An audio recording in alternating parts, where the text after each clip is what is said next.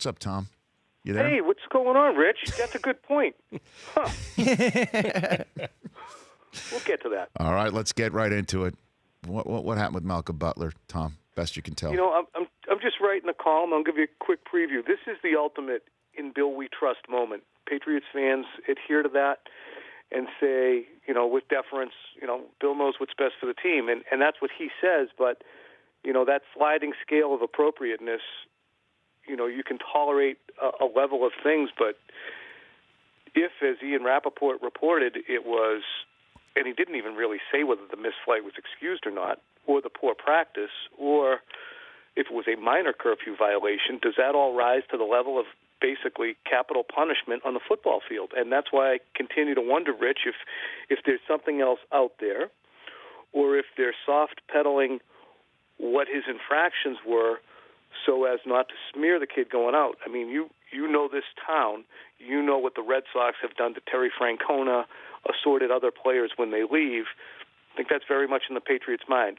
Look, he did something. We're not going to kill him on the way out the door, but there was no way we were letting him play. Well, and, you know, in terms of that altruistic aspect of it, I kind of hope that's what it is, you know, in a way, because if it was such a flagrant violation of the do your job rules, right, a flagrant violation of the Patriot way, then why not deactivate him entirely? Why waste a roster spot? Why tell him last second where he's either crying because he's lost in the moment of the national anthem or he's just been told he's benched in the Super Bowl? Yeah, I've gone around with that, and I have the only plausible, and I'm not saying this is the right thing to do, but the only plausible explanation that I can muster is if they had decided earlier in the day, and because I can't imagine what he did after he was dressed to piss everybody off, but if they had decided earlier in the day and they were going to make him inactive, would that have been such a drastic distraction for his secondary teammates to be able to dwell on it for an hour and a half and worry about it and perseverate on it and perhaps cause an insurrection, that it would have been a greater problem? But isn't it worse to do it in real time so they're wondering that or having those feelings during the second quarter as opposed to getting over it before running out of a tunnel? Yeah, I look at it two ways. For me, I could see, and I'm only just trying to say what I could see Belichick doing. Look, I'm not going to sit there and have a whole bunch of conversations and arguing and screaming matches with other guys in the secondary about how Malcolm's getting screwed. This is my decision. They don't need to know about it. Told the captains, seemingly. Told Duron Harmon, Devin McCourty.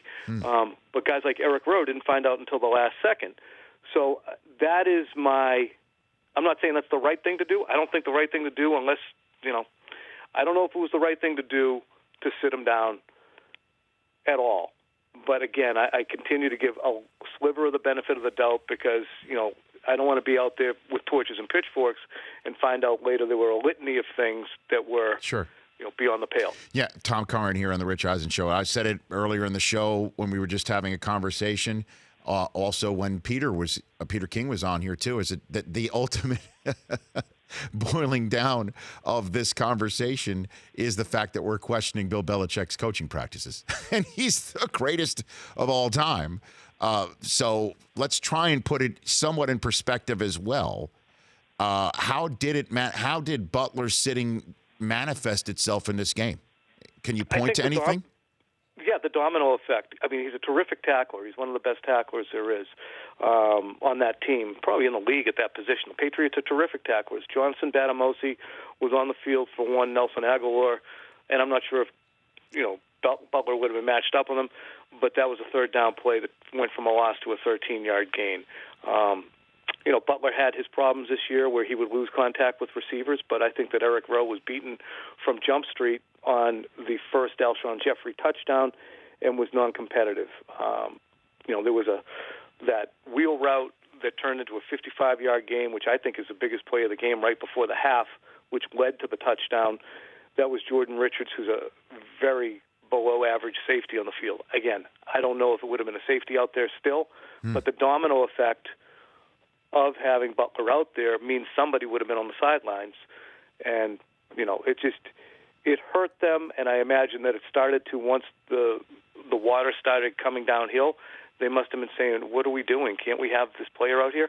And nothing, I don't want any of this, if you're an Eagles fan out there, you're listening to this, should not diminish what the Eagles did, because they had an incredible game plan, and their execution and the balls that they pulled in, there were some balls, Rich, in coverage that I saw them haul in, especially the Jeffrey over-the-shoulder mess. Yeah. With even the Corey Clement touchdown, hell of a throw. Debatable. What is incredible. The throws were great. Yeah, Foles was terrific. Tom Curran here on the Rich Eisen Show. Okay, Tom. So when the Kraft, Brady, Belichick meeting goes down, if each of them show up with a piece of paper with an agenda with bullet points on it, what will Brady's piece of paper read? Bullet point agenda for that, Tom.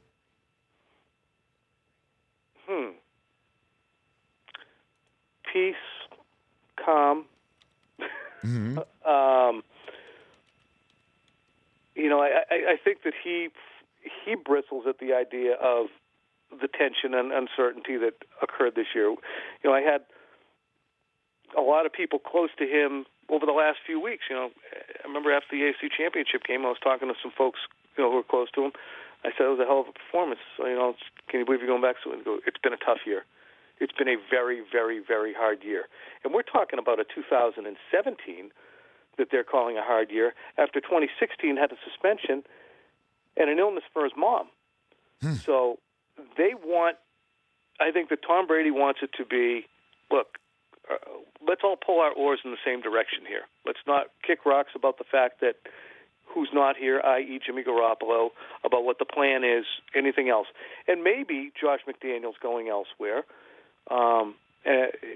will get everybody pulling in the same direction again. Not that Josh was a source of any